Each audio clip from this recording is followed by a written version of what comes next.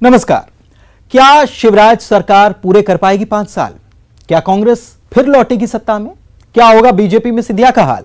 24 सीटों पर होने वाले उपचुनाव के नतीजे लिखेंगे सूबे की तकदीर। चुनाव की तारीखों का ऐलान भले ही ना हुआ हो, लेकिन सियासत शुरू हो चुकी है।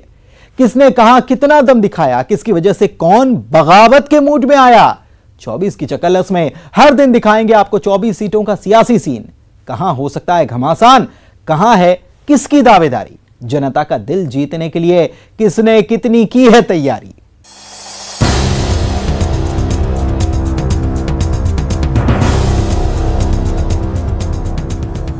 चुनाव की घंटी भी नहीं बजी, लेकिन अभी हाट पिपलिया सीट बनी हुई है हॉट। इतनी हॉट कि हर दिन यह सीट बीजेपी की धड़कनें बढ़ाती है। वजह है यहां का वोटर नहीं, इस सीट से लगातार 2 बार विधायक रहे बीजेपी नेता दीपक जोशी। जब इस सीट से कांग्रेस से ताजा बीजेपी में आए मनोज चौधरी का टिकट पक्का लगने लगा, तब बीजेपी के संस्थापक सदस्य रहे कैलाश जोशी के पुत्र की नाराजगी जमीन पर आ गई। पार्टी में रूठे दीपक जोशी को मनाने के दौर चल रहे हैं, लेकिन क्या रोशन हो पाएगा हाट पिपलिया में सद्भाव का दीपक, कि घर के चिराग से लगेगी आग?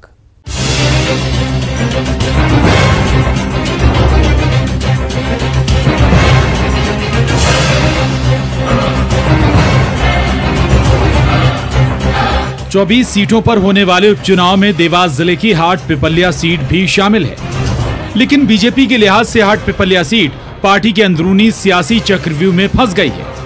हाट पिपलिया से विधायक रहे सिंधिया समर्थक मनोज चौधरी बीजेपी का दामन थाम चुके हैं। सीट से पहली दावेदारी भी उन्हीं की है, टिकट भी तय माना जा रहा है। लेकिन 2018 विधानसभा चुनाव में बीजेपी उम्मीदवार रहे पूर्व मंत्री दीपक जोशी नाराज हैं। नाराजगी भी रह रहकर सामने आ चुकी है। डैमेज कंट्रोल के लिए बीजेपी महासचिव कैलाश विजयवर्गीय तक दीपक जोशी से मुलाकात कर चुके हैं, लेकिन जोशी भी पल पल रंग बदल रहे हैं। मेरा ये मानना है, हम विचारधारा के लिए लड़ते, व्यक्ति के लिए नहीं लड़ते। आप व्यक्ति को बढ़ावा दोगे तो विचारधारा कहीं न कहीं खंडित होगी। नहीं, देखिए, नाराजगी आपके सामने आ चुकी है। हमारे संगठन में बातचीत के माध्यम से समस्याओं को सुलझाया जाता है। पार्टी संगठन से 1 नहीं 2 बार बातचीत हुई है और मेरे तो अध्यक्ष जी ने मुझे बुला के बात की है। इसलिए मुझे लगता है कि पार्टी में सुनवाई का जो दौर है वो पूरा हुआ है और हम कहीं न कहीं संतुष्ट हैं। हालांकि इससे पहले सियासी उठापटक के बीच मध्य प्रदेश के पूर्व मुख्यमंत्री दिग्विजय सिंह ने आग में घी डालने का काम कर दिया। दीपक जोशी ने भी अपनी तारीफ पर दिग्विजय सिंह से पारिवारिक संबंध बता कुछ हद तक अपने इरादे जाहिर कर दिए थे। दीपक जोशी उस महान व्यक्ति के सुपुत्र हैं जिसने जीवन संघ में भारतीय जनसंघ को लेकर भाजपा तक, और एक ईमानदार व्यक्ति का एक ईमानदार पुत्र है। राजनीति में हम ये कह सकते हैं कि कहीं न कहीं पारिवारिक संदर्भों में भी हम उनको साथ जोड़ सकते हैं। ऐसे दृष्टिकोण में उनके द्वारा ये बताना, जो उनका टीवी चैनल के माध्यम से मैंने देखा है, मेरे लिए तो बहुत गौरव की बात है, मेरे परिवार के लिए। उधर कांग्रेस भी हाट पिपलिया में पूरे दमखम के साथ न केवल मैदान में है, बल्कि कांग्रेस छोड़ बीजेपी का दामन थामने वाले नेताओं को इस अंदाज में चेताया भी जा रहा है कि जहां जाएंगे पीटे जाएंगे। शिवराज चौहान के चेहरे का नूर उतरा हुआ है, उनके मुख्यमंत्री के चेहरे का नूर, सुकून गायब है। तो छोटा कार्यकर्ता कोई बोले तो उसकी अहमियत मैं नहीं समझता। इतना जरूर कहूँगा कि 24 में से 22 सीट कांग्रेस जीत रही है। इसलिए जीत रही है कि कांग्रेस के कार्यकर्ता के साथ साथ आम जनता चुनाव लड़ रही है। वो अपने वोट, बिके हुए वोट का बदला लेना चाहती है कि जिस प्रतिनिधि को मैंने चुन के भेजा वो बिकाऊ निकलेगा, उससे बदला लेना चाहती है। इसलिए मैं विश्वास से कहता हूँ कि 24 में से 22 सीट हम जीतेंगे। बीजेपी अगर 3 महीने पहले पार्टी में आए मनोज चौधरी को हाट पिपलिया से उम्मीदवार बनाती है, तो सवाल बीजेपी के संगठन, कैडर, कार्यकर्ताओं को केंद्र में रखने वाली उस विचारधारा पर ही सवालिया निशान लग जाएगा, जिसके बलबूते बीजेपी आज इस मुकाम पर पहुंची है। सवाल तो यह भी कि क्या संघ, जनसंघ और बीजेपी में जीवन खपा देने वाले परिवार की चुनावी राजनीति का पार्टी में अंत होने जा रहा है। देवास से हिमांशु राठौर के साथ bureau report, news 18, Madhya Pradesh, Chhattisgarh.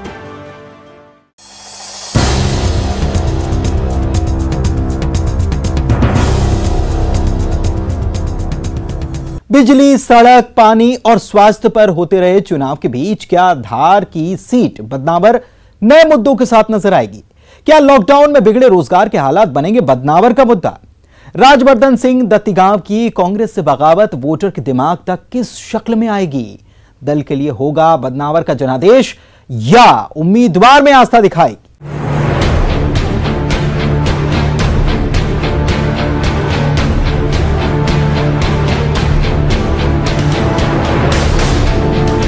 धार जिले की बदनावर विधानसभा एक बार फिर चर्चाओं में है।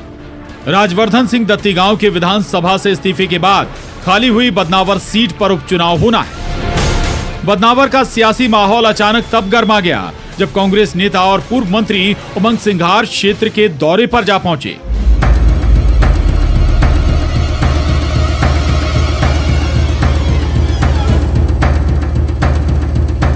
वैसे भी बीजेपी के मुकाबले यहां कांग्रेसियों की सक्रियता ज्यादा नजर आ रही है। उधर सिंघार का दौरा भाजपाइयों को ऐसा चुभा कि लॉकडाउन के उल्लंघन पर बदनावर थाने में प्रकरण भी दर्ज हो गया। कहा यह भी गया कि शिकायत दत्तीगांव के इशारे पर हुई। सो सिंघार समर्थक भी राज्यवर्धन दत्तीगांव के खिलाफ नारेबाजी पर उतर आए।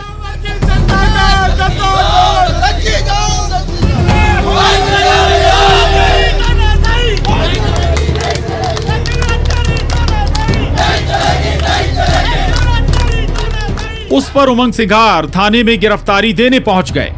मुझे तो समझ में नहीं आता है कि सरकार चाहती क्या है। क्या किसानों से नहीं मिलने देना चाहिए? क्या मजदूरों से नहीं मिलने देगी? अगर आप उनकी बात नहीं सुन रहे, अगर हम उनकी बात सुनने जा रहे हैं तो हम दबने वाले नहीं, रुकने वाले नहीं। हम पूरी बात किसानों की सुनेंगे, उनकी लड़ाई लड़ेंगे, मजदूरों की लड़ाई लड़ेंगे। ये तानाशाही हम बर्दाश्त नहीं होने। दरअसल बदनावर से विधायक रहे दत्तीगांव एक बार फिर इस सीट से उम्मीदवार होंगे। हालांकि पार्टी सिंबल जरूर नया होगा। राजवर्धन के नाम का ऐलान भले ना हुआ हो, लेकिन बीजेपी से दत्तीगांव मैदान में होंगे ये तय है। इधर बदनावर की सियासत में कड़वाहट किस हद तक घुल चुकी है, उमंग सिंघार के इस बयान को सुनकर अंदाजा लगाया जा सकता है। अब ये तो भाजपा के नेता लोग हैं जो अभी भी गए हैं पाला पलट के, तो ऐसे लोग हैं तो मैं इनकी परवाह नहीं करता, मुझे इनसे फर्क भी नहीं पड़ता। पूरी कांग्रेस यहाँ की लड़ाई लड़ेगी, मजदूरों के, किसानों की, यहाँ की आम जनता की लड़ाई। चिंगारी जब उठी तो सियासी गर्मी में सिंघार समर्थकों का आग बबूला होना लाजमी है।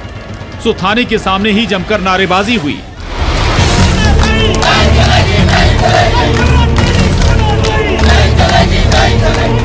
उमंग सिंघार को फॉर्मेलिटी कर जमानत भी दे दी गई।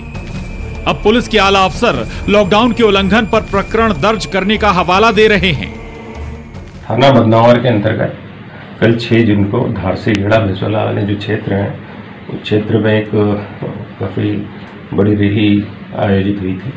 तो काफ़ी वाहन, काफ़ी संख्या में लोग थे। उस कार्रवाई में चूंकि लॉकडाउन के कई आदेश जिला दंडाधिकारी और शासन के, चूँकि उसके अंतर्गत उल्लंघन होने से 188 IPC और 51 आपदा प्रबंधन अधिनियम के अंतर्गत थाना बदनावर में प्रकरण पंजीबद्ध किया गया। बदनावर विधानसभा उपचुनाव दिग्गजों की साख का सवाल बन गई है। खासतौर से राजवर्धन सिंह दत्तीगांव की राजनीतिक हैसियत इस चुनाव से तय होगी। दत्तीगांव का भविष्य तय करने में बीजेपी का वो कैडर भी बड़ी भूमिका निभाएगा जिसके दम पर बीजेपी खुद को सियासी संकट के बीच भी संघर्ष में लाने में माहिर है। धार से नवीन मेहर के साथ bureau report, news 18, Madhya Pradesh, Chhattisgarh. Malwa Nimar की 5 सीटों की जिम्मेदारी इस इलाके के कद्दावर कांग्रेस नेता सज्जन सिंह वर्मा पर है। नाम से सज्जन, लेकिन जुबान से खरी खरी कह देने वाले सज्जन सिंह वर्मा क्या कमलनाथ के भरोसे पर खरे उतर पाएंगे? सामेर से वायरल हुए ऑडियो को क्या उपचुनाव में कांग्रेस अपना सबसे बड़ा हथियार बनाएगी? मालवा निमाड़ की 5 सीटें अपने कब्जे में लेने क्या होगा कांग्रेस का दांव? चुनावी चर्चा पूर्व मंत्री सज्जन सिंह वर्मा के साथ।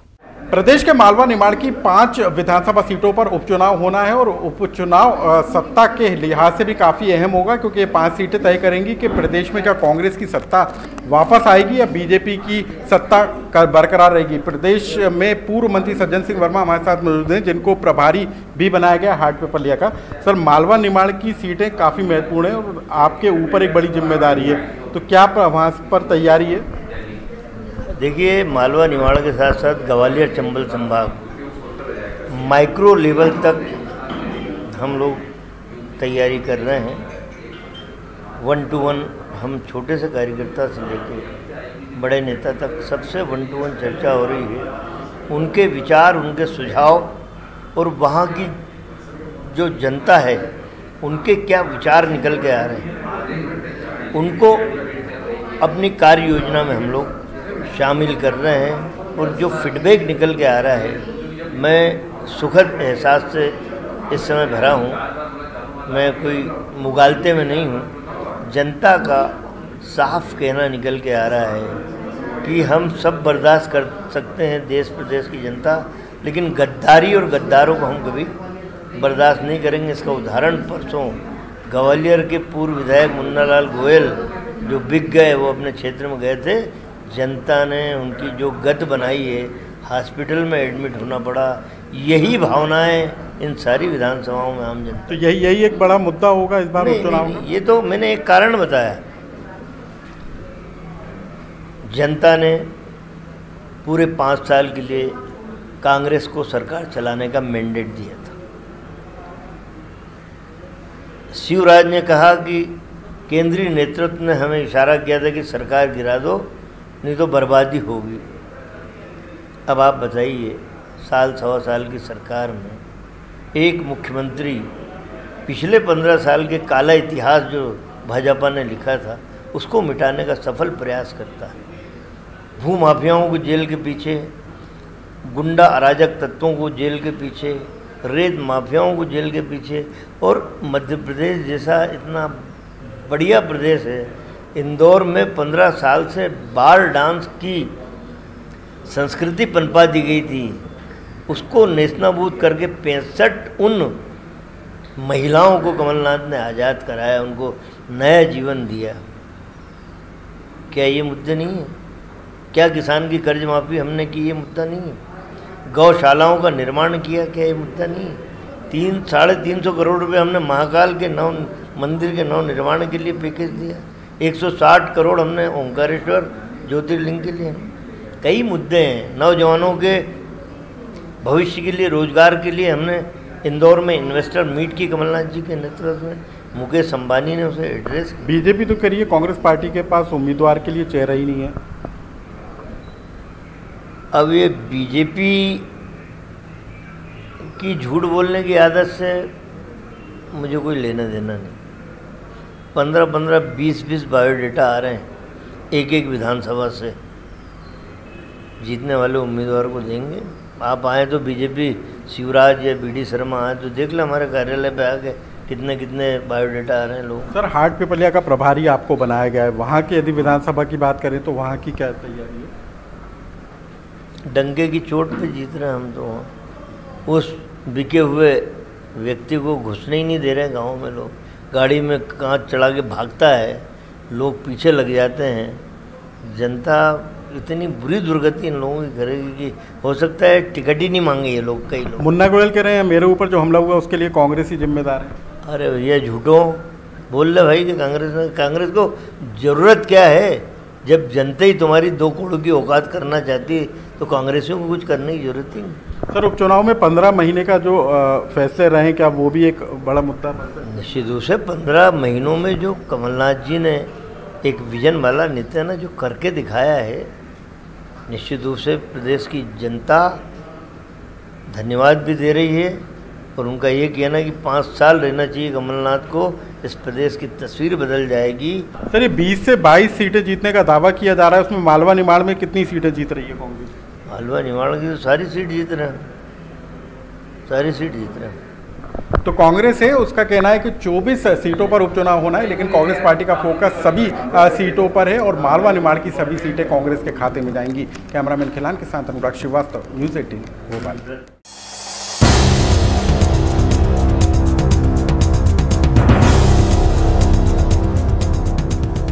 ठहरिए जरा, अभी कहां चले? अभी असली खबर तो आपको मिली ही नहीं। वो खबर जो कानों कान चलती है, हवा में रफ्तार पकड़ती है। सही समझे आप, चुनावी गॉसिप की बारी है। तो चुनाव की तारीखें आई नहीं तो क्या हुआ? चुनावी चटखारे तो खूब लिए जा रहे हैं। सुनते जाइए।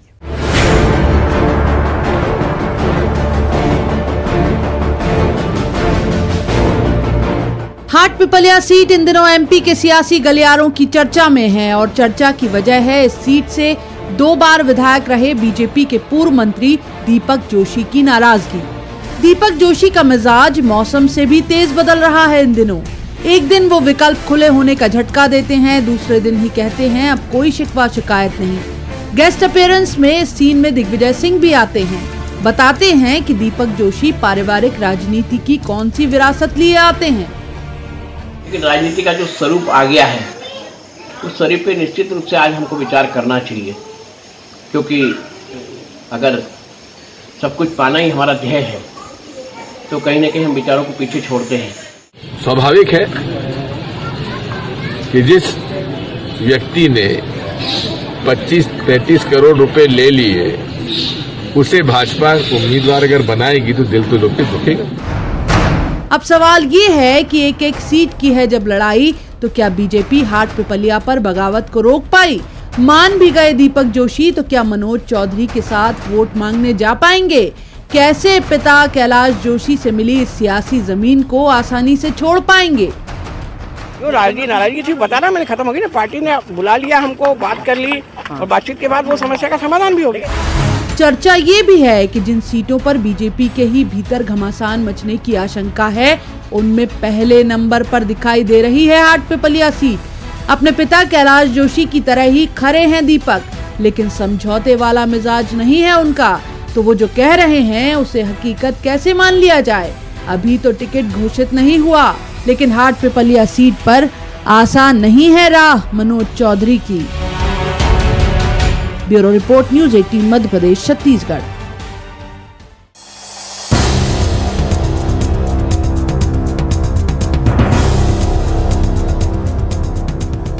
चौबीस की चक्करलस में आज के लिए बस इतना ही। नमस्कार।